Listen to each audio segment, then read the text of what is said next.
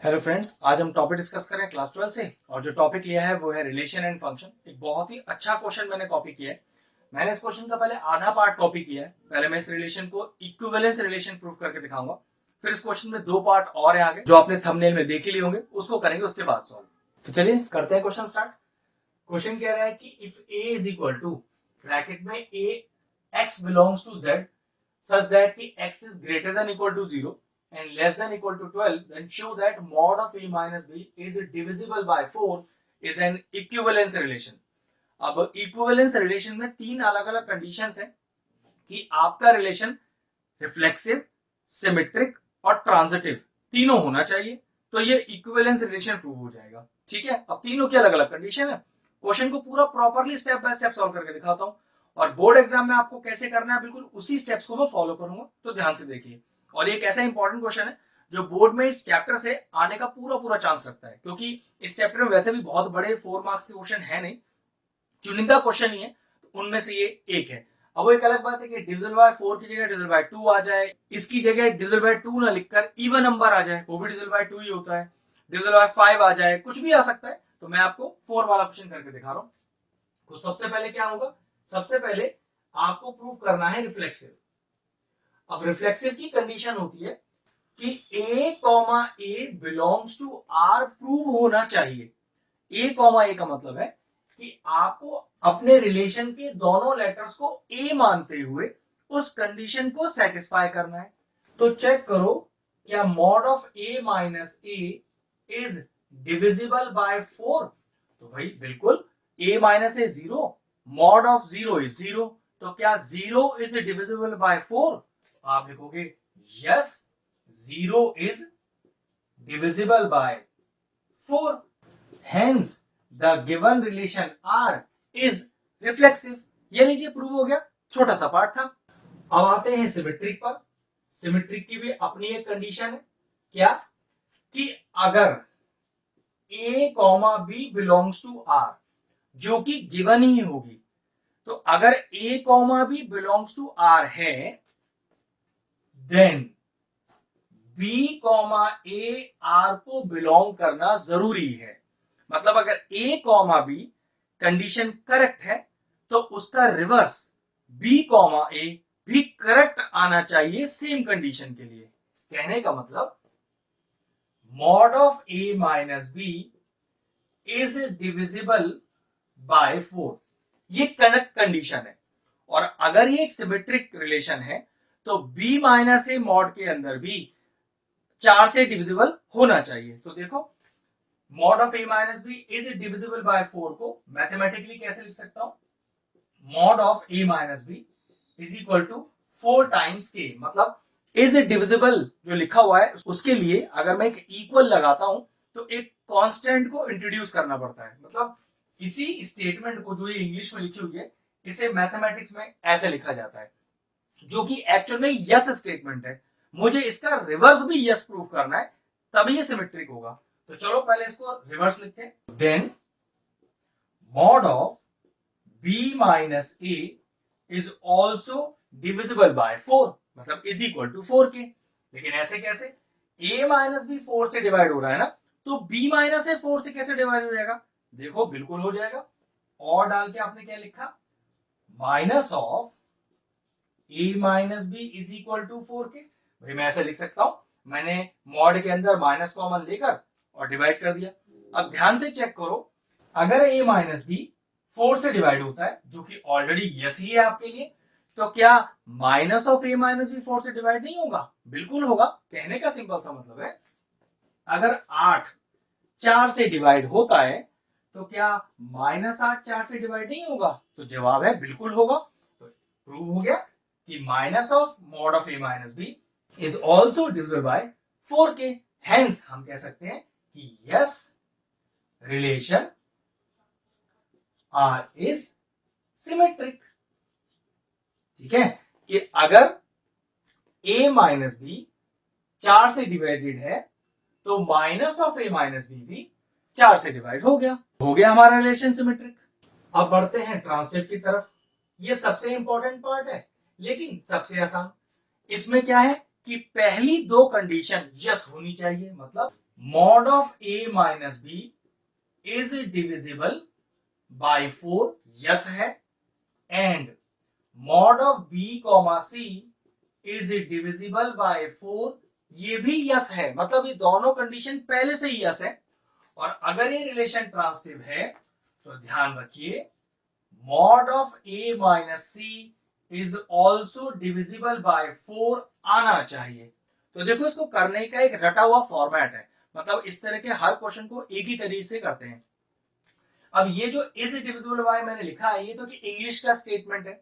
Mathematically कैसे लिखते हैं मैंने बताया था सिमेट्रिक सॉल्व करते समय कि इक्वल टू लगा के 4 के साथ एक कांस्टेंट को इंट्रोड्यूस कीजिए, वहां पर भी यही करेंगे। तो ये जो पहली लाइन है कि a माइनस बी मॉड के अंदर इज डिविजिबल बाय 4, तो क्या लिख दूं उसकी जगह mod of a minus b is equal to 4 के। इसी तरह से b माइनस सी मॉड के अंदर डिविजिबल बाय 4, तो मैंने इसको लिख दिया mod of b minus c is equal to 4 और एक कांस्टेंट नया ले लिया, मान लो लैम्डा ले लेते हैं। अब करें क्या, इन दोनों इक्वेशनों को 1 और 2 मानिए और क्या लिखिए, अब ये वाली ध्यान रखो ना, ये कंडीशन तो यस लेकर आनी है, ठीक है। तो दोनों को क्या करें हम, इक्वेशन 1 और 2 को ऐड कर दो। तो देखो क्या आएगा, एलएचएस से एलएचएस ऐड करो, mod of a minus b plus b minus c is equal to 4k plus 4 lambda. ध्यान से चेक करो, b से b कैंसिल हो गया, तो mod of a minus c is equal to 4 times k plus lambda. Check करो मैंने आपको क्या बताया था, मैंने बताया था कि a minus c is divisible by 4 आना चाहिए। चेक करो क्या mod of a minus c is divisible by 4 आ गया, भाई 4 इसके नीचे आ जाएगा ना, तो डिविजिबल बाय 4 ही तो हो गया। लिखोगे yes the given relation r is also transitive since the relation is all reflexive, symmetric and transitive, hence it is an equivalence relation। तो इक्विवेलेंस तो प्रूव हो गया, लेकिन अगर आप थंबनेल में देखें तो इस क्वेश्चन में 2 पार्ट और हैं अभी, अब वो करके दिखाते हैं। अब देखो क्वेश्चन का अगला हिस्सा क्या कह रहा है कि find the set of all elements related to 1। Find the set of all elements related to 1।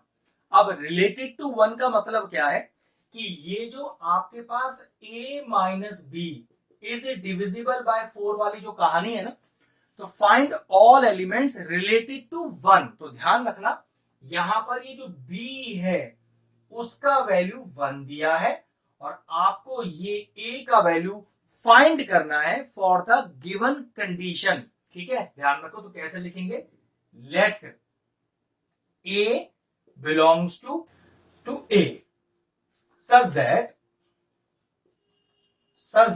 ध्यान से देखिएगा mod of a minus 1, a minus और 1 वो डालिएगा जो आपको निकालना है, क्योंकि आपको रिलेटेड टू 1 निकालना है ना, तो यहां 1 डालेंगे, is equal to 4 of k।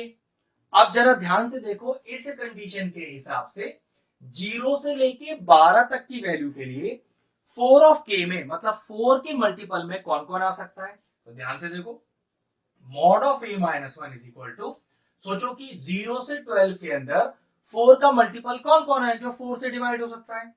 0 हो सकता है, एक आपका 4 हो सकता है, एक आपका 8 हो सकता है और एक आपका 12 हो सकता है। भाई अगर 4 में, अगर यहां पर जो 4 के लिखा है इसका मतलब है कि 0 से 12 में वो सारी वैल्यूज यहां लिख दीजिए जो 4 से डिवाइड होती हैं या जो 4 के मल्टीपल में है, जो 4 से डिवाइड होती हैं। मैंने सारी वैल्यूज लिख दी। अब मॉड तो सिर्फ ये शो करता है कि पॉजिटिव वैल्यू आएगी, तो मैंने इसे क्या लिखा, a minus 1 is equal to 0, 4, 8 और 12। अब 1 बाय 1 कैसे सॉल्व करें, a minus 1 equal to 0, a minus 1 is equal to 4, a minus 1 is equal to 8 और a minus 1 is equal to 12। तो चेक करो यहां से set of all values of a क्या क्या आ गए। तो देखो, एक a का वैल्यू 1 आ गया, एक e का वैल्यू 5 आ गया, भाई माइनस 1 उधर के 5 हो जाएगा ना, ऐसे उधर ले जाओ, एक e का वैल्यू 9 आ गया और एक a का वैल्यू 13 आ गया। लेकिन गिवन कंडीशन के हिसाब से हमारे पास a का वैल्यू 12 से ज्यादा हो ही नहीं सकता, तो क्या करें, इसको आप कर दीजिए निगलेक्ट। कैसे लिखेंगे कि a is equal to 12 not belongs to 0 to 12, ठीक है। तो क्या हो गया, therefore all elements related to 1, तो लिखेंगे therefore all elements related to 1 are, कौन कौन है, 1 है, 5 है और 9 है। 13 इसलिए नहीं होगा क्योंकि 13 बिलोंग ही नहीं करता 0 से 12 को। ये लीजिए, इसका फर्स्ट पार्ट प्रूव हो गया। एक चीज और, हम चाहें तो यहां पर ये जो a वेरिएबल है इसको x वेरिएबल की तरह भी यूज कर सकते हैं। कंडीशन सिर्फ इसलिए बता रहा हूं क्योंकि यहां पर 0 से 12 x को रिलेट करता हुआ दिखा रहा है। तो आप चाहें तो इस a की जगह यहां पर x लिख दीजिए, क्योंकि लेट ही तो ले रहे हो तो लिख सकते हो कि let x belongs to a such that mod of x minus 1 equal to 4k। और पूरी कहानी सेम है, मतलब लेटर जो a यूज किया है उसकी जगह x यूज भी कर सकते हो। बुक्स में आप देख सकते हो कि x लिखा होगा तो फर्क नहीं पड़ता, क्योंकि आपने ऑलरेडी बता रखा है मैंने उस छोटे a को ही a के बिलोंग कर रखा है। इस छोटे a की जगह अगर आप बुक में चेक करोगे तो हो सकता है वहां छोटा x भी लिखा हो, ये वाला x। तो ये दोनों सेम ही चीज होती है। वेरिएबल आप चाहो x ले लो या कुछ भी ले लो, फर्क ही नहीं पड़ता। ये लीजिए, पार्ट तो पूरा हो गया। चलिए इसी क्वेश्चन का अगला पार्ट और है कि also right the equivalence class of 2। अब इक्विवेलेंस क्लास ऑफ 2 निकालनी है। अब देखो इसका भी क्या मतलब है कि सबसे पहले आपको याद रखो कि ये जो a है हमेशा ये ही फाइंड आउट करना होता है और आपको हमेशा ये वाली वैल्यूज ही दी होती है। पिछले वाले पार्ट में ये b का वैल्यू 1 था, इस बार ये b का वैल्यू 2 है। तो फिर से क्या लिखेंगे कि लेट, इस बार वेरिएबल जैसे मैंने पिछली बार a यूज किया था, इस बार x और y में कुछ यूज कर लेते हैं। तो let y belongs to a such that y minus 2 is equal to 4k। तो y minus 2 is equal to 4k का मतलब mod of y minus 2 equal to 4k। 4k मतलब यहां से 0 से 12 के बीच की वो सारी वैल्यू लिख दीजिए यहां पर जो 4 के मल्टीपल में आती हैं, बिल्कुल सेम। तो 0, 4, 8 और 12। तो क्योंकि मॉड लगा हुआ है तो यहाँ पर पॉजिटिव वैल्यू आएगी। तो यह गया y minus 2 is equal to 0, 4, 8, 12। अब इसे कैसे लिख सकते हैं कि y minus 2 is equal to 0, y minus 2 is equal to 4, y minus 2 is equal to 8 और y minus 2 is equal to 12। अब यहां से हमें फिर वही सेट ऑफ पॉइंट्स निकालने हैं जो सेटिस्फाई करेंगे।